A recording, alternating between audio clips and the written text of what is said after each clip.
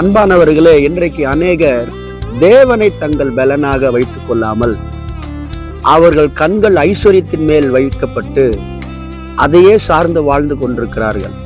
அவர்கள் தீமையை அனுபவிப்பார்கள், அவர்களுக்கு அழிவு வரும், அவர்கள் ஜீவனுள்ள தேசத்திலே வந்து சேர முடியாது என்று ஆண்டவர் உறுதியாக சொல்லியிருக்கிறார்.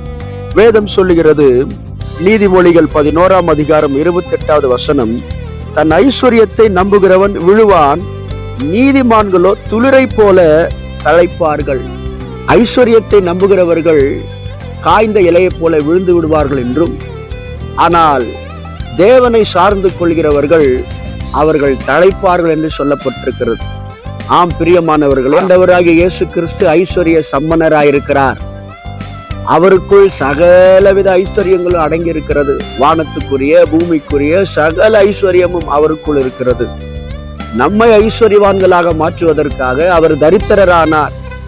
ஆகவே அவரை விசுவாசிக்கிற நீங்கள் நீர்க்கால்கள் ஓரமாய் நடப்பட்ட மரம் போல இலையுதிராத தன் காலத்தில் தன் கனியை கொடுக்கிற விருட்சம் போல நீங்கள் காணப்பட போகிறீர்கள். ஒருவேளை இந்த நேரத்தில் நீங்கள் மிகுந்த நெருக்கத்திலும் பற்றாக்குறையிலும் இருப்பது போல இருக்கலாம். நிச்சயமாக இது தற்காலிகம்.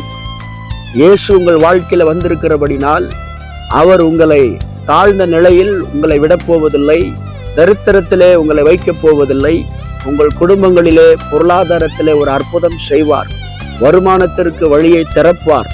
நிச்சயமாக கிறிஸ்துவின் ஐஸ்வர்யம் உங்கள் வாழ்க்கையில வெளிப்படும். உங்களை ஆசீர்வதிப்பதற்காகவே தேவன் உங்களை அழைத்திருக்கிறார்.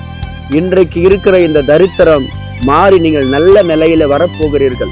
வேலை இல்லை என்ற குறைகள், கடன் பிரச்சனை என்ற வேதனைகள் எல்லாவற்றிலும் மாற்றி கர்த்தர் நல்ல நிலையில உங்களை வைப்பார். உங்களுக்காக ஜீவனையே கொடுத்தவர் உங்களை ஆசீர்வதிக்காமல் விட்டு விடுவாரோ? சோர்ந்து விடாதிருங்கள், நம்பிக்கையிலே உறுதியாயிருங்கள். நீங்கள் செழிப்பீர்கள், வளர்ந்தோங்குவீர்கள், பெருகுவீர்கள். நாளாக நாளாக நீங்கள் இன்னும் மேன்மை அடைவீர்கள்.